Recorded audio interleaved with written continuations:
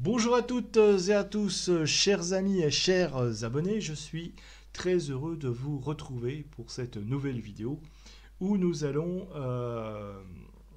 analyser, étudier un film que j'ai récupéré en DVD et qui s'appelle La main sur le berceau, qui est une sorte de thriller, film à suspense, réalisé en 1992 par Curtis Hanson, cinéaste américain décédé en 2016, et qui nous avait aussi déjà proposé des films comme LA Confidential en 1997, La rivière sauvage aussi en 1994, ou en 2002, le fameux 8 Mile, avec Eminem, il me semble. Bref. Dans les rôles principaux, nous avons Rebecca de Mornay, Annabella Ciara, Julianne Moore, Matt McCoy, Ernie Hudson, etc. Le pitch, assez simple, de ce film, on a comme ça, incarné par Rebecca de Mornay, on a une certaine Peyton Flanders, qui est une femme comme ça traumatisée par le suicide de son mari, et qui, alors le suicide de son mari qui est gynécologue, et qui a été accusée d'attouchement sexuel euh, par une certaine Claire Bartel, vrai ou supposé, peu importe, ça va entraîner des plaintes, etc., etc. Son mari ce gynéco va se suicider, et puis sa femme, Peyton Flanders, va se retrouver traumatisée parce que sa maison est mise, la villa est mise sous hypothèque, elle fait une fausse couche, etc. Et bon, pendant ce temps-là, l'autre accouche, etc. Et donc, traumatisée comme elle est, elle va essayer comme ça de passer outre le choc, passer à la vengeance d'une certaine manière. Elle va se faire engager comme nourrice chez les Bartel, qui pour elle sont responsables de sa tragédie. Et là, elle va mettre en œuvre un plan machiavélique, que dis-je, machiavélique, diabolique, pour détruire à la fois leur petit bonheur de couple, hein, leur bonheur familial, leur vie aussi. Et c'est absolument fascinant. C'est un thriller psychologique qui vraiment qui marque. C'est un classique hein, du thriller psychologique. Le film est porté par une Rebecca de Mornay vraiment glaçante, belle et glaçante à la fois. On a vraiment envie de la détester, de la baffer, cette femme. Mais elle est vraiment, voilà, c'est vraiment la nounou diabolique, comme si le diable s'était incarné comme ça, venait s'insérer dans la maison. C'est un film qui explore à la fois les thèmes de la vengeance, mais aussi de la manipulation, de la fragilité du couple, aussi de la famille, avec un scénario qui est diablement efficace et bien écrit, bien construit aussi, riche en rebondissements, et qui nous plonge comme ça dans une spirale de tension constante. On sent même un certain malaise à un moment donné qui s'inscrit dans le film.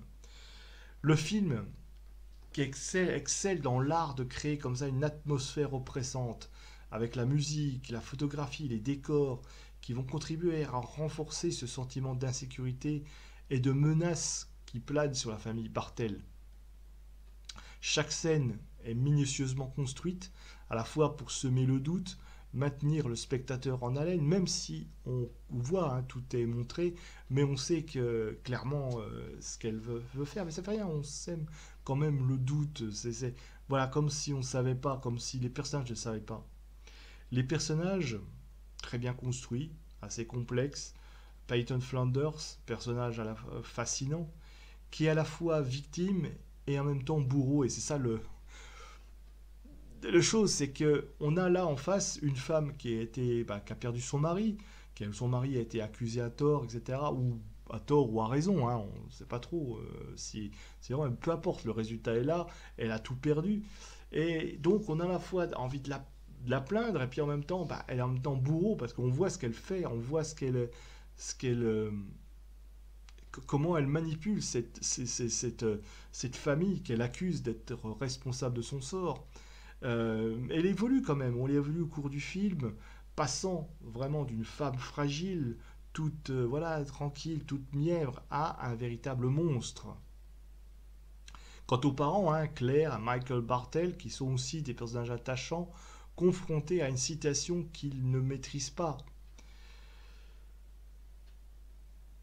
C'est vraiment une réalisation, Curtis Hanson nous propose là quand même une réalisation absolument impeccable. Il maîtrise parfaitement les codes du genre, parvient à créer une tension palpable tout au long du film. Les acteurs sont vraiment tous excellents, en particulier Rebecca de Mornay, je crois il me semble qu'elle avait reçu, ce film avait reçu un prix d'interprétation féminine à Cognac, justement, pour ce rôle. Vraiment, tant sa performance là est vraiment mémorable, quoi. Euh, et ce qui fait la force de ce film, c'est aussi son réalisme. C'est vraiment un film qui va pas être aller dans les poncifs du film noir, mais vraiment dans une photographie un peu, j'ai envie de dire, normale, mais par ce réalisme qui est troublant. Euh, le film qui aborde des thèmes quoi, tels que la jalousie, la vengeance, la peur de perdre ce que l'on aime, il nous rappelle aussi que le mal peut se nicher. Enfin, j'ai dit même le mal, mais aussi le diable, parce que c'est ça un film, c'est un film sur le diable. Et il peut se nicher là où on l'attend le moins, au sein même du cercle familial. C'est ça qui est intéressant, c'est qu'il n'y a pas besoin d'artifice à faire des éclairs, des choses comme ça, de la noirceur, tout ça. Non, un film quasiment en plein jour, mais le diable est là et il s'infiltre dans une famille. Et c'est en cela un film qui va marquer les esprits. Il y a dans ce thriller, vraiment très efficace, une profonde réflexion sur la nature humaine.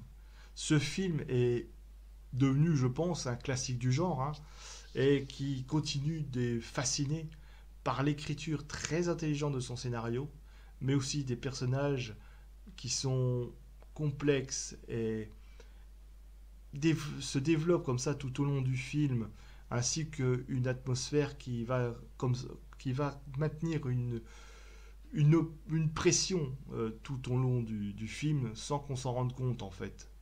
Et je pense que si vous êtes amateur de thriller psychologique, ce film est un incontournable.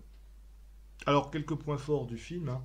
Moi, le scénario qui est très bien construit, ça c'est clair. C'est vrai que voir un film comme ça, aussi bien construit, c'est assez rare. On utilise toujours des poncifs dans ce genre de film. Là, on fait quelque chose qui est un petit peu plus recherché. L'atmosphère hein, oppressante, la tension constante. Je vous dis, on s'en sent même mal à l'aise vis-à-vis de cette femme parce qu'on sait ce qu'elle fait et la manière dont elle voit quand le couple qui pendant tout le long du film ne voit quasiment presque rien, sauf à la fin quand même se rendre compte, ça nous met dans un état de malaise. Les personnages complexes auxquels on s'attache, la réalisation maîtrisée bien sûr, et puis la performance exceptionnelle de Rebecca de Mornay. Quelques points faibles cependant. Il y a certaines scènes qui peuvent paraître prévisibles hein, à ceux qui sont habitués du genre. Et puis la fin, qui est assez saisissante, qui peut laisser les spectateurs un peu pantois, mais parce qu'on s'y attend, et puis on se dit, bon ok, ça se finit comme ça. Je pense que c'est un film qui a su traverser les années, malgré tout, et qui reste quand même une belle référence du genre. Il est une preuve hein, que le cinéma d'horreur peut aussi être intelligent et profond. C'est pour ça que j'avais envie de vous le présenter, car ce film, voilà, c'est enfin un thriller qui ne va pas jouer, je vous dis, sur les artifices, sur mettre des éclairs, des images un peu dans jouer avec le noir, non, mais que le diable peut prendre toutes les formes, et notamment celle d'une blonde, d'une beauté blonde. Voilà ce que j'ai envie de dire sur ce film que j'ai trouvé en DVD, qui peut se trouver aussi en Blu-ray, qui peut se trouver peut-être sur des plateformes, je ne sais pas. Mais en tout cas, voyez-le ce film, si vous ne l'avez pas vu, parce que là, vous allez trouver un excellent film d'horreur, à la fois bien écrit et montrer qu'on peut quelque chose de réaliste, mais montrer que l'horreur peut être palpable, même dans un univers réaliste et concret. Et c'est très intéressant. Montrer aussi que le diable, eh bien, il peut s'incarner de multiples façons et arrive comme ça toujours une sorte de séduction, de manipulation. Et que bah, il faut rien pour qu'un couple puisse éclater s'il n'a pas cette force de résister. Sur ce, mes amis, dites-moi si vous avez vu ce film, si vous envisagez de le voir, de commenter d'ailleurs si vous l'avez vu et ce qu'il vous raconte. Sur ce, moi je vous dis au revoir et à bientôt pour une prochaine vidéo.